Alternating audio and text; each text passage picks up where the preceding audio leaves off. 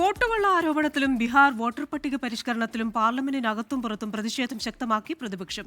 സംസ്ഥാന തലത്തിൽ സമരപരിപാടികൾ ആലോചിക്കാൻ കോൺഗ്രസ് യോഗം ചേർന്നു. പ്രതിപക്ഷത്തിന് ജനാധിപത്യത്തിൽ വിശ്വാസമില്ലെന്ന് ബിജെപി കുറ്റപ്പെടുത്തി. വോട്ടുകൊള്ള ആരോപണത്തിൽ പ്രതിപക്ഷം പ്രതിഷേധം ശക്തിപ്പെടുത്തുകയാണ്. ബീഹാറിലെ വോട്ടർ പട്ടിക പരിഷ്കരണത്തിനെതിരെയും പ്രതിഷേധം. ബീഹാറിലെ വോട്ടർ പട്ടികയിൽ 124 വയസ്സ് രേഖപ്പെടുത്തിയ മിൻതാ ദേവിയുടെ ടീഷർട്ട് ധരിച്ച് പ്രതിഷേധം.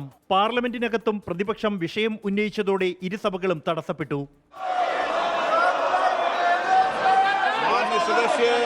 യൂത്ത് കോൺഗ്രസിന്റെ നേതൃത്വത്തിൽ കേന്ദ്ര തെരഞ്ഞെടുപ്പ് കമ്മീഷൻ ആസ്ഥാനത്തേക്ക് നടത്തിയ മാർച്ച് പോലീസ് തടഞ്ഞു.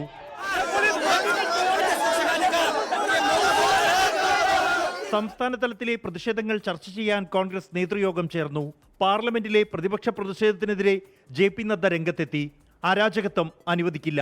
വോട്ടേഴ്സിന്റെ അവകാശങ്ങൾ ചൂണ്ടിക്കാട്ടിയുള്ള രാഹുൽ ഗാന്ധിയുടെ പ്രചരണയാത്ര ഈ മാസം 17-ന് ബീഹാറിൽ നിന്നും ആരംഭിക്കും. AICC അധ്യക്ഷൻ മല്ലികാർജുൻ ഖാർഗെ, തേജസ്വി യാദവ് എന്നിവർ പ്രചരണയാത്രയുടെ ഭാഗമാകും. 24 ഡൽഹി.